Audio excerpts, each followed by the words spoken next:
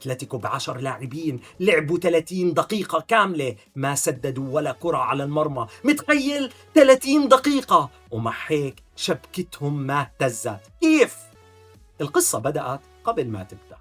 غونزاليس تعاقب أول الشوط عشان هاندبول، وهذا الأصفر حدد كل شيء بعده. لما يامال أخذ الكرة وركض على غونزاليس بآخر ثانية، غونزاليس ما كان عنده خيار، الأحمر كان جاي. إصرار يامال يكمل لقدام هو اللي جاب الشرط الأول. بدون هاي اللحظة ما كان شفنا 45 دقيقة دراما.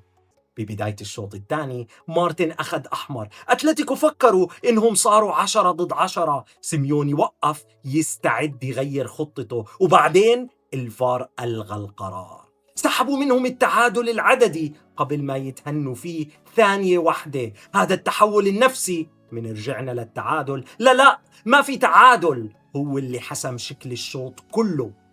سيميوني ما استسلم، صف لاعبيه بكتلتين 4 و4 و1 وجبر برشلونة تلعب من الأطراف. اللعبة كانت مكشوفة. لما تجبر الفريق الأقوى يضل يرفع عرضيات ويشوط بعيد، انت بتزيد عدد تسديداتهم بس بتقلل خطرها. 22 تسديدة وإكس جي 2.22 قدام فريق ناقص. هاي مش هيمنة، هذا تسيير منظم من دييغو. بس موسو خلاها مستحيلة وطلع ب6 تصديات، أعلى رقم بحياته بالليغا. كسر سقفه الشخصي اللي سجله قبل أسبوعين ضد ريال مدريد. هاد مش حارس احتياطي، هاد حارس بقمة مستواه. برشلونة لعبوا 90 دقيقة والهدفين مش من مصادرهم العادية. راشفورد أول هدف من شهر 1، 10 أسابيع صيام. ليفاندوفسكي 37 سنة نزل من الدكة وكتفه قرر الماتش. هاد نمط يا جماعة، مش صدفة. فليك بنى فريقه على فكرة الأساسيين بتعبوا المدافعين والدكة هي اللي بتقتل. ليفا على الدكة مش صدفة ولا قرار اضطراري، هو سلاح مصمم للدقيقة 70. فطرته في المنطقة مو قابلة للتدريب، خبرة 20 سنة بأماكن الارتداد. والسؤال مش ليش سجل ليفا، السؤال ليش الأساسيين ما قدروا يسجلوا على 10 لاعبين. الدقيقة 87 كانسيلو على الطرف الشمال، لعب تقريبا جناح كامل بعد خروج راشفورد.